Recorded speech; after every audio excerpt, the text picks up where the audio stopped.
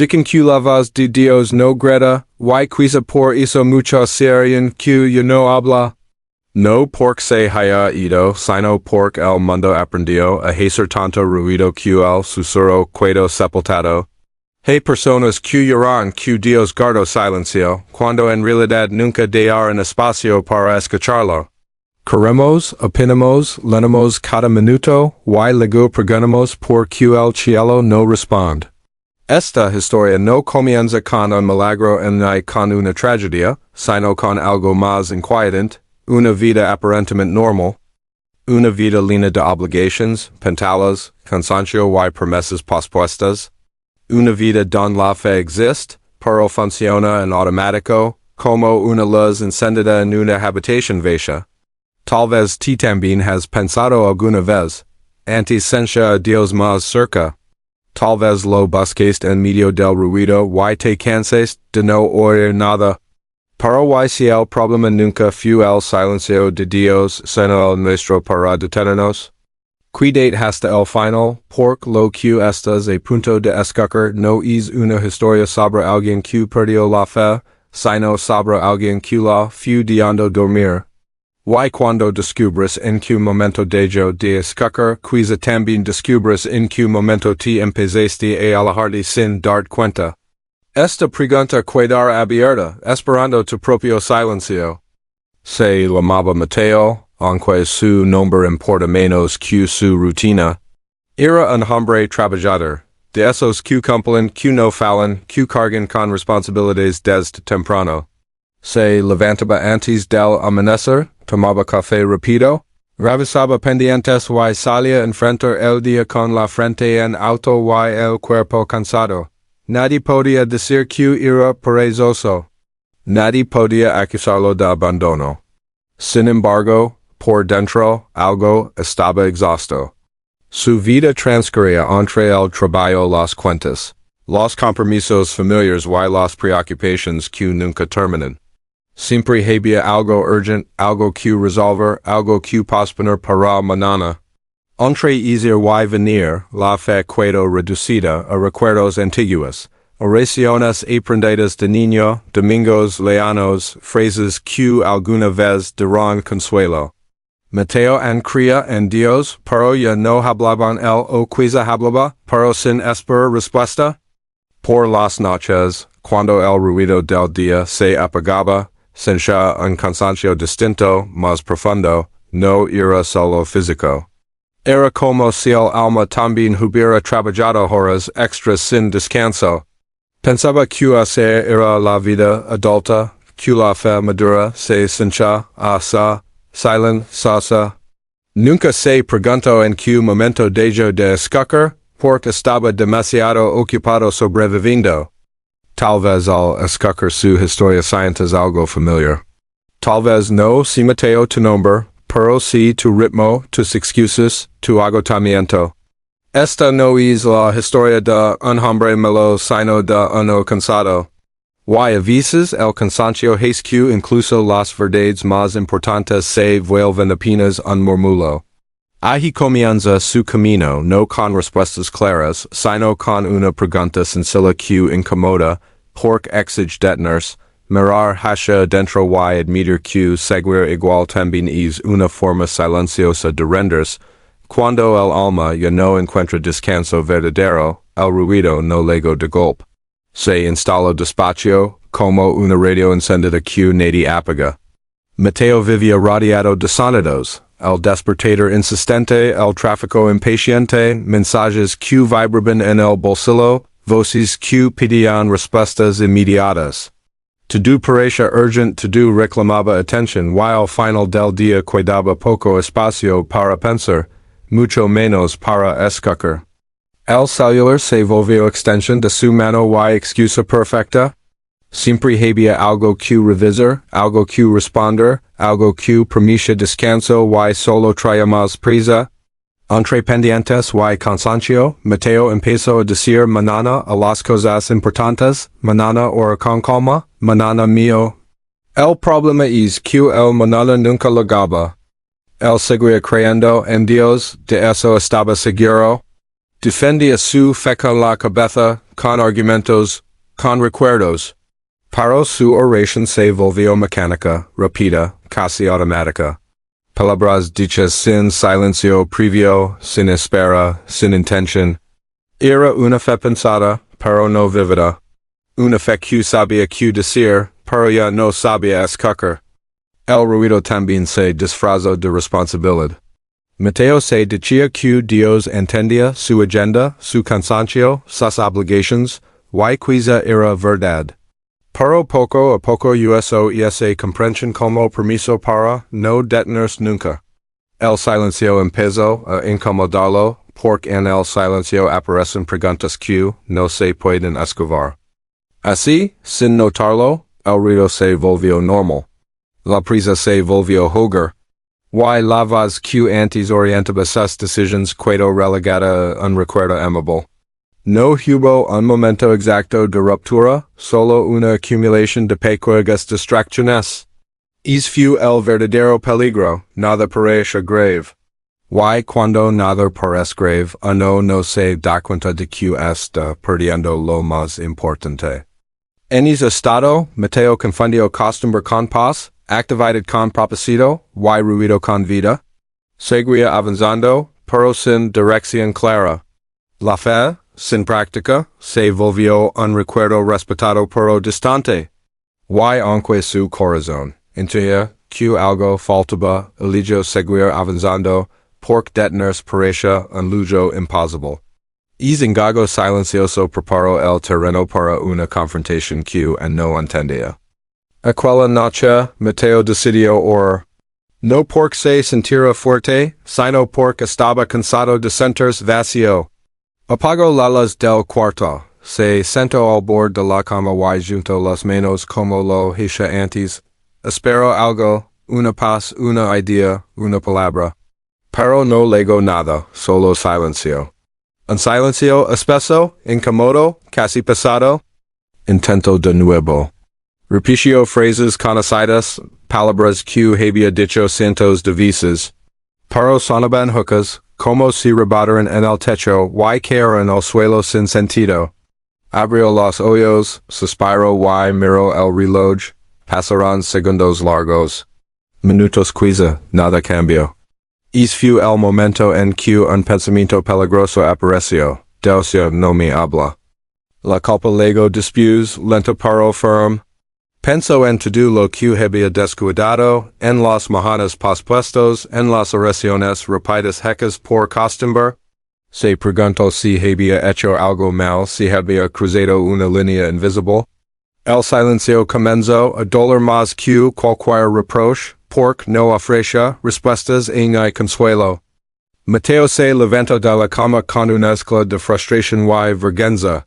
Lo molestaba admitirlo, pero el vacío era real. No sentía rabia contra Dios sino una tristeza profunda. Como cuando alguien importante deja de la mar y uno no sabe si fue olvidado o despedida. El silencio se sentía como distancia. Por primera vez en mucho tiempo, Mateo dudó. No de la existencia de Dios sino de su cercanía. Pensó que quizá así era la fe adulta, creer sin sentir, avanzar sin escuchar, pero esa idea no la trajo paz. Le dejó una inquietud clavada en el pecho. Esa noche no durmió bien. El silencio lo acompañó como una pregunta sin respuesta. Y aunque quiso ignorarlo, algo dentro de él supo que ese momento no podía pasar por alto. Cuando el ruido no tapa el vacío, comienza la verdadera búsqueda. Y Mateo, sin saberlo, acababa de dar el primer paso hacia ella. Ese silencio marcó un antes y un después, porque obligó a Mateo a reconocer que seguir igual era más cómodo, pero también más peligroso para su alma cansada. Al día siguiente, Mateo se sentó en una banca del parque mientras esperaba que pasara el cansancio. Allí lo veo por primera vez, un anciano de pasos lentos, mirada clara y silencio tranquilo. No hacía nada especial, pero parecía estar completamente presente. Se sentó a su lado sin pedir permiso y después de unos minutos habló con voz suave. Le pregano como estaba, no por cortesia, sino con interés real. Mateo respondió con phrases breves hasta que el anciano guardó silencio. Y silencio no incomoda.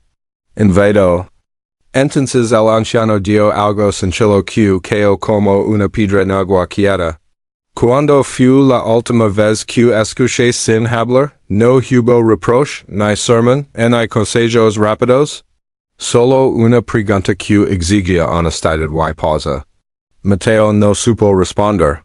Sintió que alguien por fin había nombrado su cansancio espiritual. El anciano no habló de culpas ni de errores, solo observa. Antes de dejo otra frase suspendida en el aire. A veces no es que Dios cael es que uno nunca se detiene. Mateo se quedó solo, pero no igual. Algo había cambiado por dentro, como si una puerta se hubiera entreabierto. Ese encuentro no le dio respuestas, pero le devolvió la inquietud correcta. Por primera vez en mucho tiempo, Mateo quiso escuchar de verdad. Y entendió que es deseo podía ser el inicio del camino. No sabía cómo, ni cuándo, pero ya no quería seguir ignorando el silencio.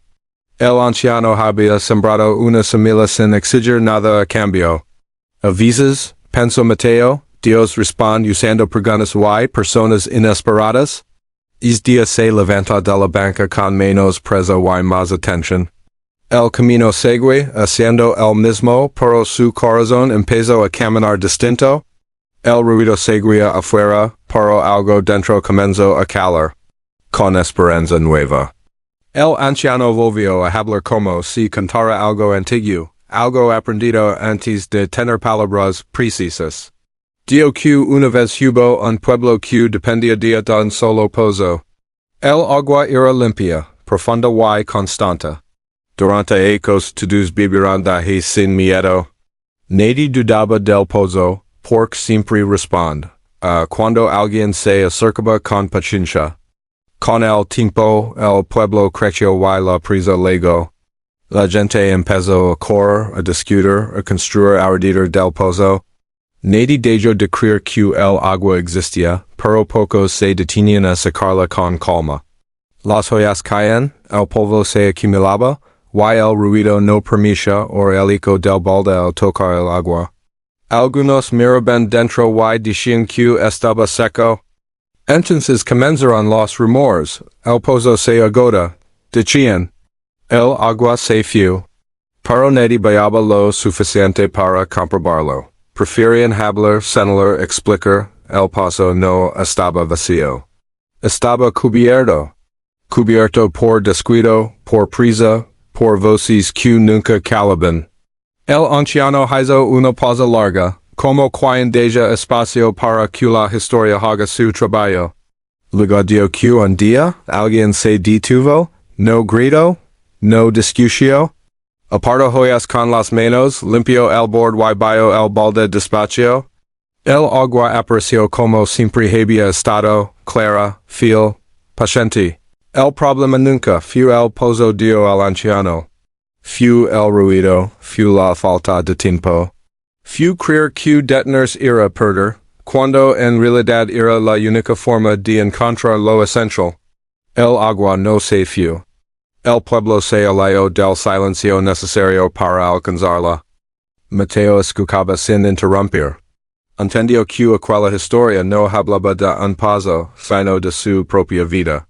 Dios seguía hablando, pero él no se había. La fe seguía allí, pero estaba cubierta. El contraste era claro. Dios susurra, el hombre corre. Dios espera, el hombre pospone. Y mientras nadie se detiene, el agua parece desaparecer. El anciano terminó sin moralejas explícitas. No hacía falta. La parábola quedó flotando, como una imagen imposible de ignorar. Mateo supo que el pozo de su alma no estaba seco. Solo necesitaba silencio, tiempo y manos dispuestas a apartar lo que estorbaba. Mateo no dio nada de inmediato. El parque siguió igual, pero dentro de él algo se quebró con suavidad. ¿Entendió, al fin, QL, problema nunca fu Dios, no fu el silencio del cielo. Fu su presa constante. Fu su costumbre de dar para manana lo que pedía atención hoy. Los recuerdos empezaron a ligar sin permiso. Pequeñas instrucciones ignoradas. Una llamada interior que dio detant y fu acalada. Un impulso de perdonar pospuesto. Una oración interrumpida por cansancio, nada escandaloso. Nada grave por separado, pero juntos formaban una distancia real. Mateo recuerdo veces en que sintió una advertencia suave y eligió seguir igual. Pensó en decisiones tomadas sin consultar. En silencios lentos con ruido por miedo a escuchar. Cada recuerdo dolía, pero también aclaraba. No había castigo, había consecuencias lentas. La fe sin acción se había vuelto frágil. Se quedó quieto, por primera vez no quiso ir del silencio. Dejo que pesara, dejo que enseñara. En ese espacio breve entendió que obedecer no era perder libertad, sino recuperarla. Que detenerse no era renderse, sino empezar. No hubo lágrimas exageradas ni promesas grandes. Solo una certeza simple y profunda. Dios seguía allí esperando y Mateo, cansado pero despierto, decidió que ya no quería seguir viviendo de recuerdos. Es momento marcó un giro silencioso, doloroso, necesario, lleno de una paz nueva que no es ruido. No fu magia, fu claridad lenta, como luz entrando por una rendija, mostrando errores, posibilidades y un camino sencillo, donde el hoy vencha al mañana. Y la fe comenzaba a caminar con pasos humildes reales constantes. Ahora la historia deja de ser solo de Mateo y se vuelve tuya, porque esta pregunta no era para él solamente, era para ti. ¿Cuándo fue última vez que escuché sin hablar? No cuando pediste, no cuando reclamaste, no cuando explicaste lo que te duele, sino cuando guardes silencio de verdad. Esperando algo más que tus propias palabras. Tal vez también te has dicho alguna vez, Dios ya no me habla, y quizá lo dijiste con cansancio, no con rebeldía. Pero dejam preguntar algo más profundo, que ruido apago ese voz en tu vida, fue la prisa, las preocupaciones, el miedo a detener, o la costumbre de dar todo para mañana? Mira tu rutina con honestidad. ¿En que gastas tes minutos? ¿Cuánto espacio tiene el silencio en tus días? Porque el silencio no es pérdida de tiempo. El silencio es el lugar donde el alma alcanza a escuchar lo que el ruido siempre tapa. A veces no escuchamos a Dios no porque él se haya ido, sino porque nuestra vida nunca se detiene.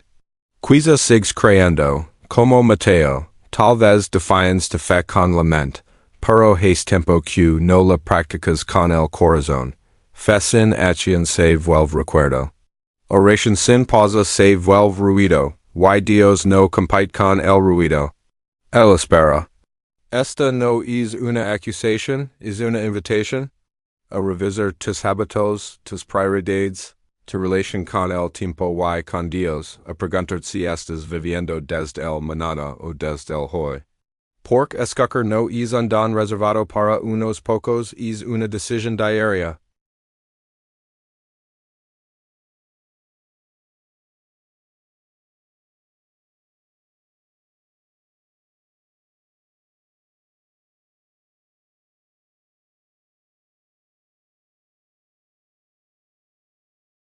Tal vez hoy no necesitas respuestas grandes, tal vez solo necesitas detener, calar un poco.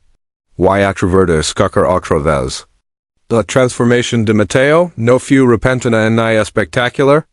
No hubo luces ni voces fuertes ni cambios mágicos de un día para otro. Fue más bien discreta, casi invisible. Comenzó por algo que había evitado durante ecos detenerse. No para ir del mundo, sino para habitarlo con más conciencia. Al día siguiente se levantó unos minutos antes. No para revisar el teléfono, sino para sentarse en silencio. Al principio fue incómodo. La manqueria cor, justificar, pensar en pendientes, paro mateo permanecio, ahi, no hablo mucho. Solo dio la verdad, una oración honesta, corta, sin adornos. Y luego espero. Es dia no escucho una voz clara, pero escucho algo distinto, manos prisa. Empiezo a tomar decisiones pequeñas con más atención, apagar el ruido cuando no era necesario. Cumplir una instrucción simple que antes habría pospuesto. Lamar a quien debía perdón, ordenar su tiempo como un acto de respeto. Entendió que el esfuerzo también es una forma de oración. Con el paso de los días, Mateo descubrió algo profundo. La voz nunca se había ido. Siempre estuvo ahí paciente esperando espacio, no hablaba en grados sino en convicciones suaves. En paz al obedecer, en incomodidad al ignorar. Volver a escuchar no fue un premio, fue una consecuencia natural de volver al silencio. Mateo no se volvió perfecto, pero sí más atento. Más presente. Aprendió que la fe se construye en lo cotidiano, no en momentos extraordinarios, que Dios habla a quien se detiene. Y el silencio, leos decir vacío, es el lugar donde la vida vuelve a alinearse con lo esencial. Es fue el verdadero cambio, no externo, sino interior. Un camino sencillo, posible, abierto también para ti. Al final, la verdad es más sencilla de lo que parece. Dios no se fue. Ti solo te alejes del silencio. No por quisieras, sino porque la vida se volvió ruidosa, urgent, exigente. Y en medio de todo eso, escuchar parece un lujo. Pero hoy has llegado hasta aquí, y eso ya es una señal. No necesitas esperar a mañana. No necesitas sentirte fuerte, ordenado o digno. Volver empieza ahora, con algo pequeño. Un minuto de silencio. Una oración sincera. Una decisión simple de obedecer lo que ya sabes que debes hacer. Dios no pide perfección. Pide presencia. Y la presencia comienza cuando te detienes. Si esta historia habló a tu corazón, no la guardes solo para ti. Escribe en los comentarios una frase sencilla pero poderosa. Juego silencio. No como promesa grande, sino como un primer paso real. Cuéntanos también desde qué país estás escuchando. Cada historia, cada lugar, cada nombre importa más de lo que imaginas. Y si conoces a alguien que está cansado, distraído o siente que ya no escucha a Dios, comparte este mensaje con esa persona. A veces, Dios usa una historia sencilla para abrir un espacio nuevo en el corazón. Gracias por quedarte hasta el final. Si deseas seguir recibiendo historias que invitan a detenerse, reflexionar y volver a lo esencial, puedes suscribirte con calma. Que hoy encuentres en el silencio, no un vacío, sino un encuentro. Que Dios te hable con paz, y que tengas el valor de escuchar.